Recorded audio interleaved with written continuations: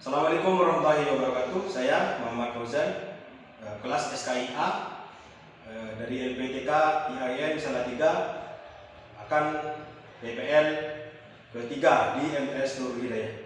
Selamat menyaksikan. Assalamualaikum warahmatullahi wabarakatuh. Waalaikumsalam warahmatullahi wabarakatuh. Sebelum pembelajaran dimulai, silakan ketua kelas untuk memimpin doa. Siap, berdoa mulai.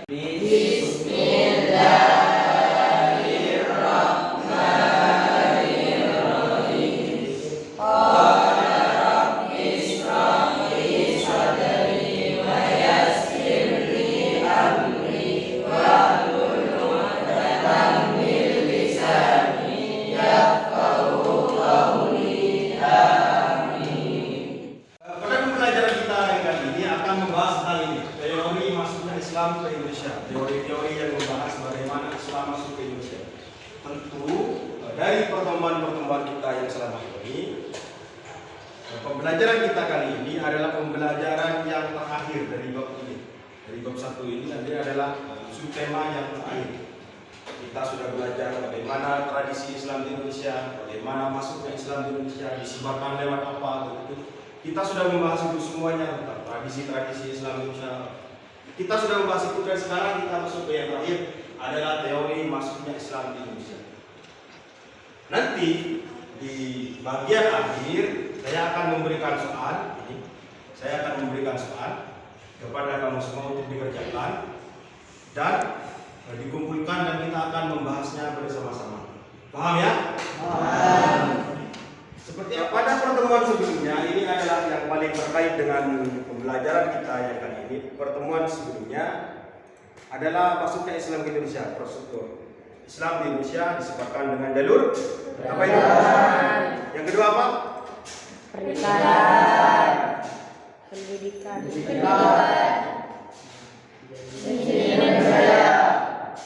Politik. Masih ingat tentang pertemuan kita yang sebelumnya? Masih ya?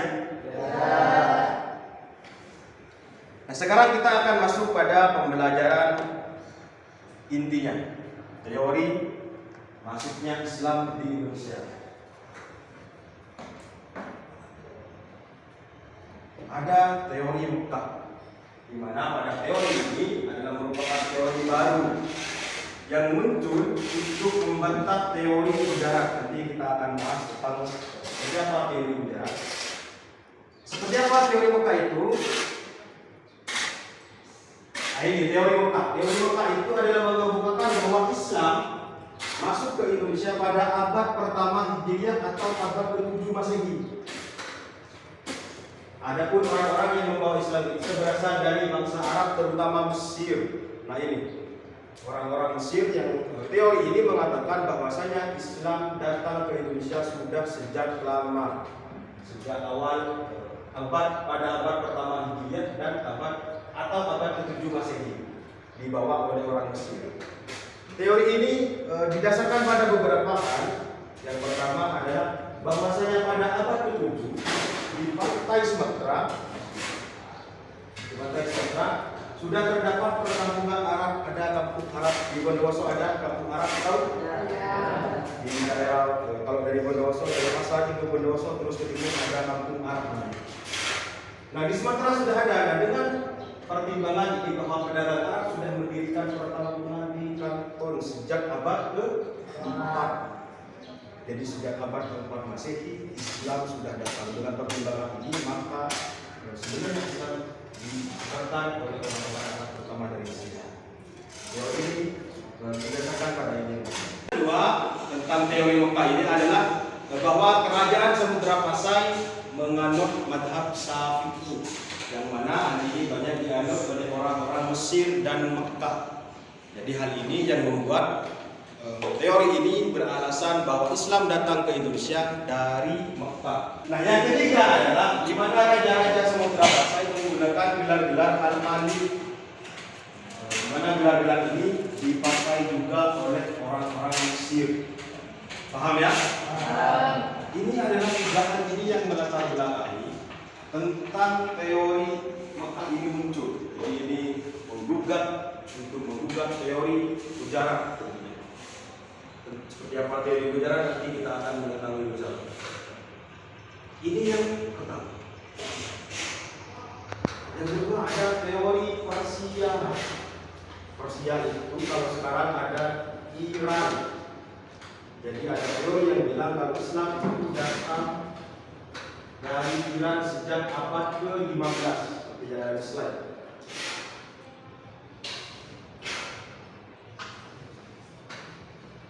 Teori Persia berpendapat bahwa Islam masuk ke Indonesia pada abad ke-15 dari Persia atau Iran sekarang.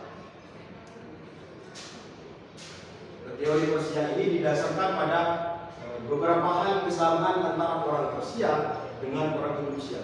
Yang pertama kesamaannya peringatan sebelum Muharram.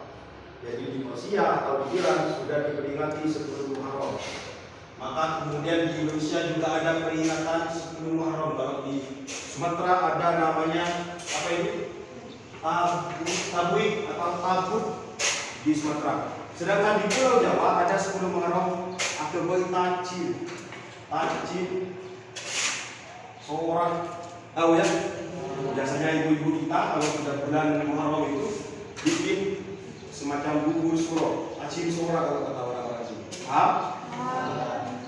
Siapa yang sering menikmati acin sora? Farah ya. Persamaan yang kedua antara orang-orang Persia dengan orang-orang Islam Sumatera atau khususnya di Indonesia adalah ajaran tasawuf. Ajaran tasawuf yang dianut oleh Syekh Siti Jenar. Tahu ya Syekh Siti Jenar? Syekh Siti Jenar seorang sufi yang di Iran ada namanya Al-Khalaj. Jadi persamaan hal ini membuat teori ini berpendapat bahwa Islam masuk dari Persia. Yang ketiga adalah pengaruh bahasa Persia, sistem yang kita gunakan untuk membaca Al-Quran, huruf J, misalnya Fathah, Dhamma. Nah itu juga dipakai oleh orang-orang Persia pada waktu itu. Jadi persamaan-persamaan ini yang kemudian menjadi dasar bahwa Islam datang dari Persia atau Iran. Ini yang terakhir adalah teori Cina. Islam datang dari Cina. Apa yang mendasarkan teori ini?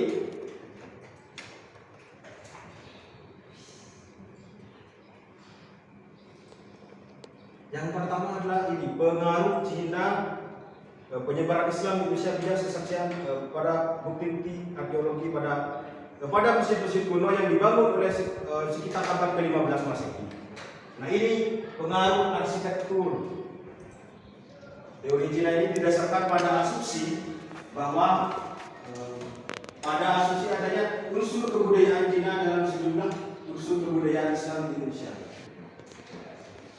Yang kedua adalah Masjid Agung Kesepuhan. Bisa dilihat dari bentuknya bahwasanya sangat Tionghoa sekali ya. Pada ini masjid seperti adat-adat Cina. Yang terakhir ada Masjid Kudus seperti pengaruh Hindu Buddha atau Masjid Kudus. Yang terakhir ada Babad-Din. Bisa dipahami? Bisa. Jadi ini adalah teori-teori yang membahas tentang masuknya Islam ke Indonesia. Kemudian selanjutnya seperti yang saya katakan tadi adalah mengerjakan tugas-tugas dari yang sudah dipelajari selama satu bab ini. Paham? Qala Muhammadun huwa ibnu maliki Ahmadu Rabbillah khaira maliki Musalliyan ala nabiyil Mustafa Wa alihil mustakmilin syarafa Wa asta'inu Allah fi alfiyya maqasidun nahwi Biha mahwiyya tuqarribul aqsa باللفظ مجازي وتبسط البذل بوعد منجزي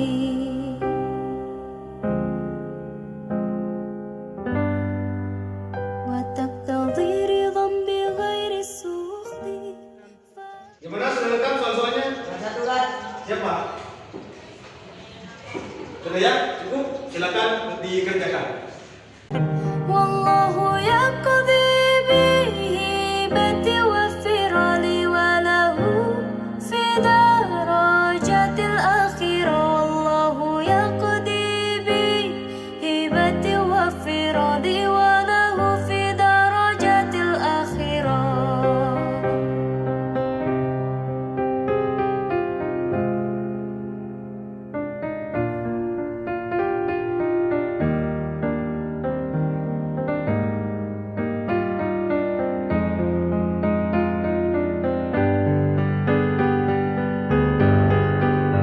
قال محمد هو ابن ملكي أحمد رب الله خير ملكي مصليا على النبي المصطفى وآله المستكملين الشرفا وأستعين الله في ألفية مقاصد النحو بها مهوية تقرب Tugasnya. Action. Gimana semuanya sudah selesai? Selesai. Kalau sudah selesai, saya akan mengambil tugas-tugasnya. Sip. مجازي وتبسط البذل بوعد منجزي وأستعين الله في ألفية مقاصد النحو Karena ini tugas-tugasnya sudah selesai, maka kita akan membahas soal itu satu per satu. Kira-kira jawaban siapa yang paling benar? Soal yang pertama, bisa dibaca? Siapa yang membaca? Lahirnya seni tradisi Islam di Bali, Jawa maupun di luar Jawa dengan berbagai nama dan istilahnya merupakan kearifan lokal masyarakat Indonesia. Di bawah ini kesesuaian antara tradisi Islam Nusantara dengan asal daerahnya adalah Yang pertama ada Madura, dari Sekaten. Yang kedua Bugis, tarian pergaulan. Ada Sunda, wayang. Ada Jawa, menata pemde. Kira-kira dari 4 soal ini, yang mana yang paling benar menurut kamu? Kamu yang jawab? Ya, silakan. Bugis tari pergaulan. Bugis. Benar ya? Kasih tepuk tangan dulu. Lanjut ke soal selanjutnya. Upacara dari daerah Ampar Riau dilaksanakan sehari menjelang datangnya bulan Ramadan dengan cara mandi jeruk nipis, jeruk purut, dan jeruk tapas. Kearifan lokal tersebut dinamakan yang pertama petang megang, yang kedua mandi Ramadan, yang ketiga ruwahan, atau mandi balimau. Siapa yang akan menjawab? Ya, silakan. Action. B. Mandi Ramadan. Kira-kira yang mana yang benar jawabannya ini? Mandi balimau. Kamu salah. Terima kasih atas pembelajaran kita kali ini. Karena pembelajaran kita sekarang sudah selesai, bab 1 ini sudah selesai. Sebelum ditutup, silakan berdoa terlebih dahulu. Ketua kelas untuk dipersiapkan. Siap berdoa mulai.